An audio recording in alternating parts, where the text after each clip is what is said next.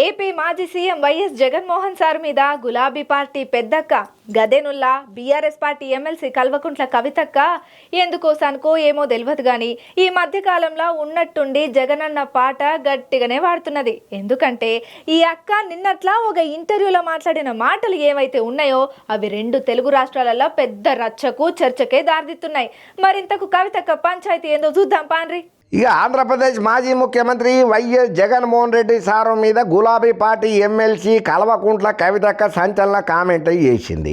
జగన్ రెడ్డి అంటే నాకు ఎంతో ఇష్టము, ఆయన ఒక మంచి ఫైటర్ అనుకుంటా ప్రశంసల జల్లులే కురిపించింది. జగన్ రెడ్డి 2.0 నాకు బాగా నచ్చుతుంది. ఆయన పాలన మస్తు అనిపిస్తుంది, ఆయన నడవడిక మస్తు అనిపిస్తుంది, మాట్లాడే విధానం కానీ ఎదురోళ్ళతోటి శత్రువులతోటి పోరాడే ధైర్యం కానీ నాకు మస్తు తారీఫ్ చేయాలనిపిస్తుంది అని చెప్పి కల్వకుంట్ల కవితక్క జగన్మోహన్ రెడ్డిని తారీఫ్ చేసిందయ్యా. రాజకీయ జీవితంలో ఎన్నో కష్టాలు పడ్డాడు జగన్ అన్న.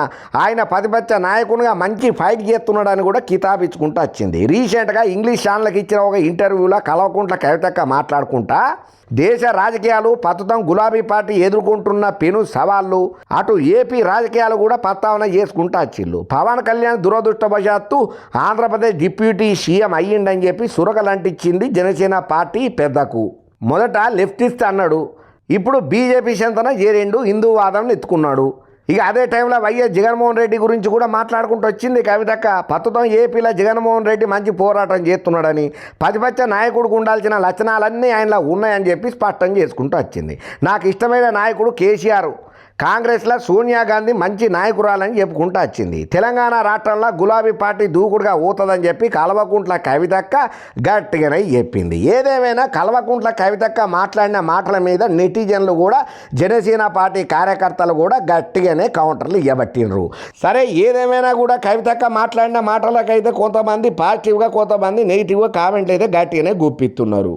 ఇక ఏదేమైనా కవితక్క ఇప్పుడు ఇండైరెక్ట్గా పవన్ కళ్యాణ్ సారుకు సురకలేస్తున్నదని అంటే కేసీఆర్ సారు జగన్ సారు ఒక పార్టీ, చంద్రాల సారుకు కేసీఆర్ సారుకు పడదు.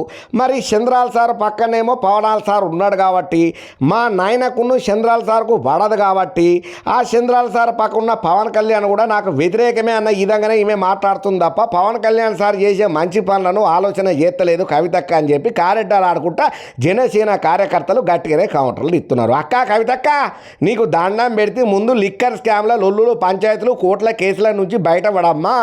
ఎన్నో రోజులు జైల్లో మగ్గి మొన్నట్లనే బయటపడ్డావు.